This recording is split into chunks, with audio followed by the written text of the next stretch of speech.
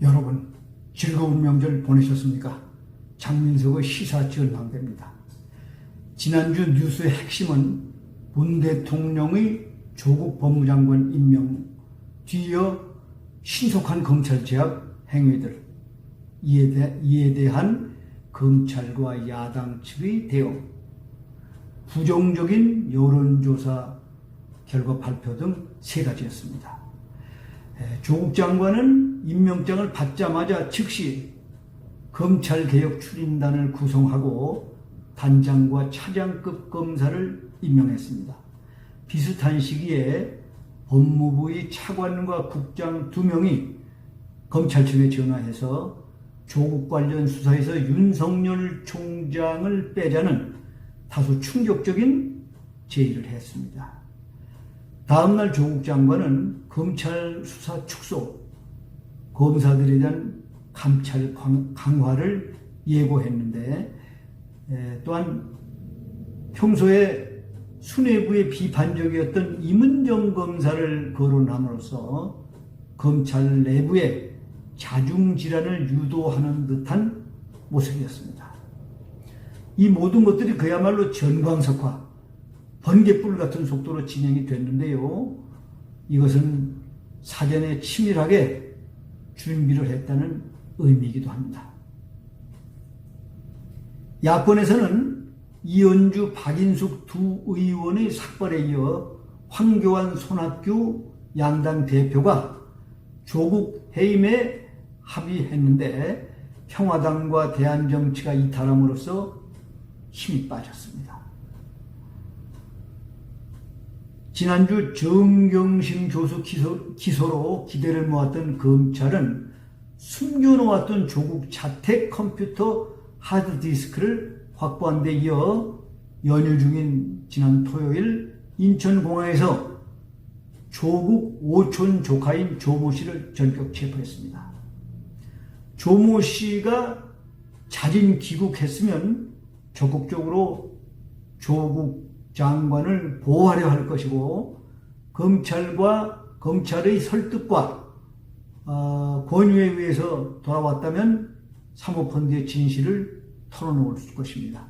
그가 어떤 경위로 귀국했는가에 따라서 이번 주 상황이 달라질 거라고 생각이 됩니다.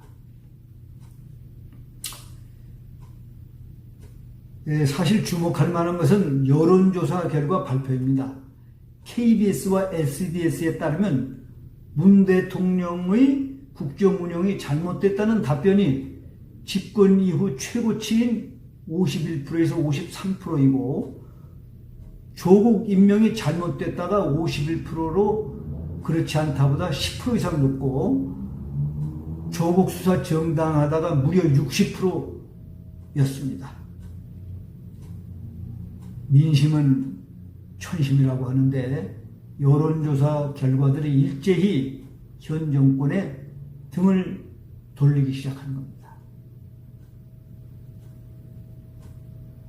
이번 주는 아무래도 조국 장관 측의 검찰개혁 법안 등 윤석열 총장 무력화 움직임과 윤 총장 측의 조국 기소, 정경심 교수 구속 여부가 가장 뜨거운 뉴스가 될 것 같습니다. 이제 양측은 누가 빨리 행동하느냐로 승부가 갈릴 것입니다. 만약 평화당과 대한정치 내에서 5명 정도가 반조국 연대에 합류한다면 거대한 파장을 몰고 올 것인데요.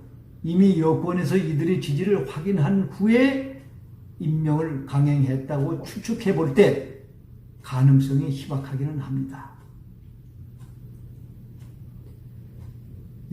마지막 변수는 대학생들과 시민들의 반조국 촛불 집회입니다.